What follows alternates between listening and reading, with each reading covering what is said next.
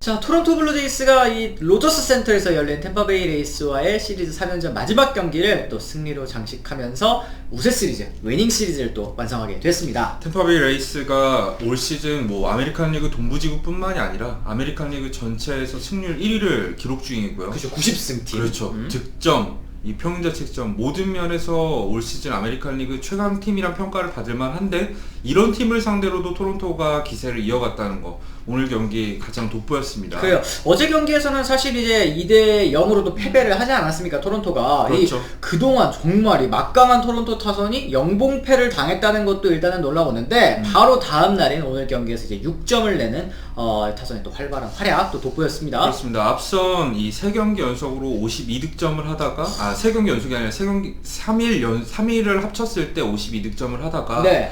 어제 영봉패를 당하면서 타선이라는 건 사이클이 있잖아요.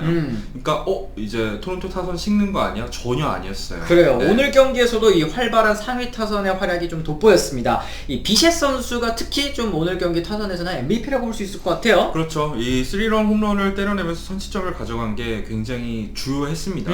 희생플라이 5회 있었고 3회 희생플라이도 있었고 5회 적시타도 있었는데, 그러면서 무려 5타점을 혼자서 쓸어담는 맹활약을 펼쳤죠. 여기에 게레로 주니어 선수도 오늘 멀티히트 포함 볼넷 하나까지 섞어내면서 이제 3출로 정말 좋은 흐름을 계속 이어가고 있네요. 두 개 다 2루타였는데 게레로 주니어의 타구를 보면은 약간 물리법칙을 정말 거스르는 듯한 타구예요. 빨랫줄 타고 하나. 그렇죠. 또 아로자레나가 수비를 못하는 선수가 아닌데도 타구 판단이 안 돼요. 왜냐면 예상했던 것보다 공이 더 뻗어 나가니까. 맞습니다. 105마일짜리 타구를 오늘도 2개나 기록을 했었고요. 네. 어쨌든 이렇게 이 활발한 상위 타선의 활약으로 6점을 낸 토론토 타선이지만, 오늘 경기 하지만 에이스는 MVP, 경기 MVP는 역시 로비레이 선수라고 할 수 있을 것 같습니다. 네, 오늘도 7이닝 동안 1실점, 탈삼진은 무려 13개를 기록을 했습니다. 네, 솔로홈런 한 방을 허용하긴 했는데, 로비레이의 이제 올 시즌 유일한 약점은 역시 피홈런이죠. 네. 28개인가를 맞았더라고요. 29개, 오늘까지 해서 29개를 맞았는데, 네.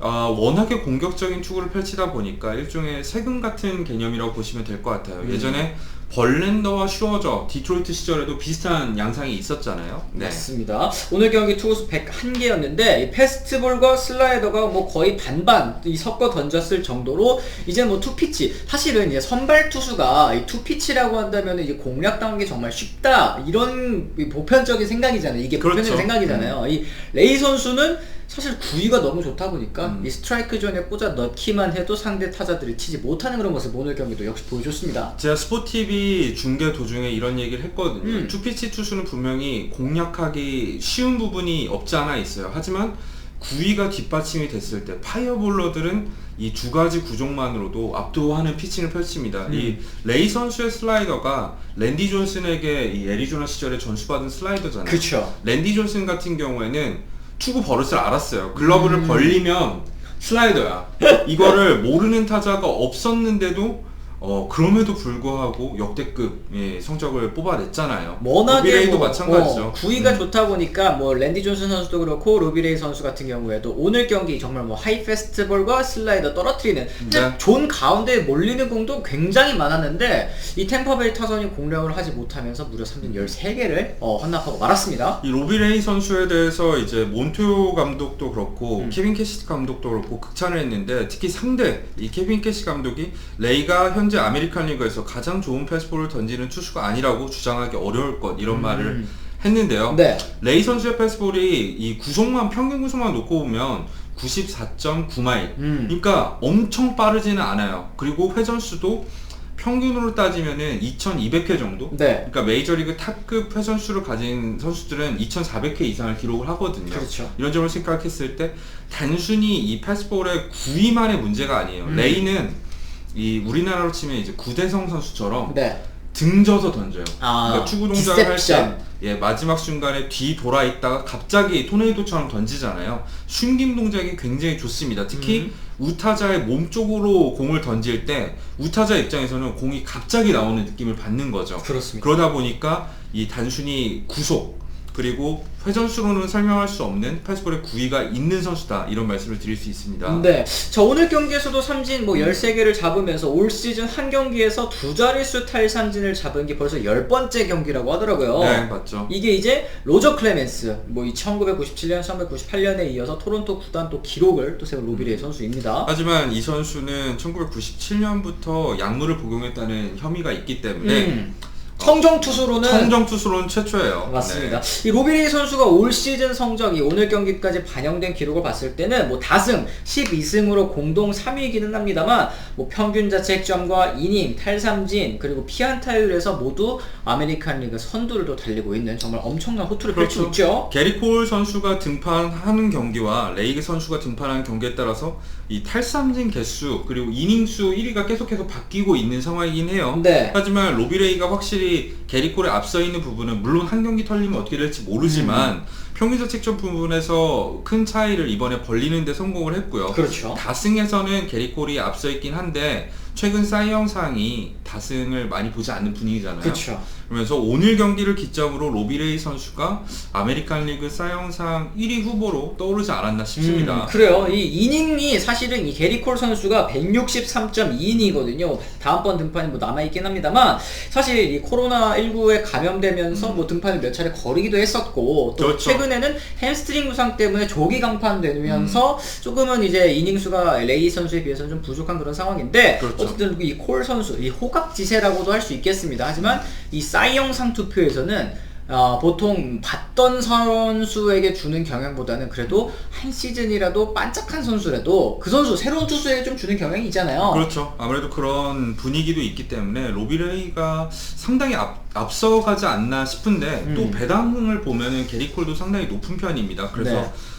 시즌 끝나봐야지 알 수 있을 것 같다. 아직 2번, 3번의 등판이 남아있는 상황이잖아요. 네. 그 경기들을 다 지켜봐야 될 것 같긴 합니다. 그렇습니다. 남은 등판 일정을 예상을 해봤을 때 이제 로비레이 선수는 템파베이 양키스, 사실 좀 어려운 상대를 좀 남겨두고 있는 그런 상황이고요. 그렇죠. 콜 같은 경우에는 일단은 다음번 등판이 클리블랜드예요. 이거는 굉장히 콜에게 있어서는 호재라고 할 수 있을 것 같고 그 다음에 이제 보스턴, 이 양팀 그리고 강팀 이렇게 한 번씩 또 만나게 되는데 네. 사실 만약에 양키스도 그렇고 토론토도 그렇고 와일드카드 이 진출권을 획득하게 된다면 요 두 선수가 원게임 이 한 경기를 놓고 디비전 시리즈 진출을 다투는 경기에 선발로 나설 가능성이 굉장히 크지 않습니까? 진짜 사이 영상 1, 2위를 다투는 선수가 이 와일드카드 단판전에서 만나면 얼마나 치열할지 기대가 되죠. 그렇습니다. 어쨌든 이 토론토가 오늘 경기에서도 또 승리를 거두면서 이 보스턴과 와일드카드 공동 선두 자리를 또 지킬 수 있게 됐습니다. 이 양키스도 오늘 경기 또 승리를 거두면서 이제 진짜 게임 차가 얼마 나지 않는 그런 상황인데 그렇죠. 마지막까지 이 두 자리를 놓고 세 팀이 경합하는 이 아메리칸 리그 동부지구가 이만큼 치열하다. 정말 셉니다. 예, 정말 세고요. 볼티모어 오리올스 입장에서는 정말 힘든 시즌이 되고 있어요. 왜 내 팀이 다, 이 강팀이 다 여기에 몰려있어가지고 이렇게 어려움을 주는지 좀 답답한 생각이 들 것 같습니다. 남은 스케줄을 살펴보면은 이제 미네소타와 템파베이, 그러니까 3연전이 연달아 이어지게 되고요. 내일은 휴식일이 있습니다. 그리고 다시 한번 미네소타 4경기, 양키스, 볼티모어 이렇게 되니까 양키스와의 3연전에서 또 와일드카드의 성패가 갈릴 수도 있을 것 같아요. 이때까지 보스턴이 비슷한 양상이라면 양키스와의 3경기에서 시리즈 승자가 보스턴과 함께 올라가는 시나리오가 그려지지 않나 싶습니다. 그렇습니다.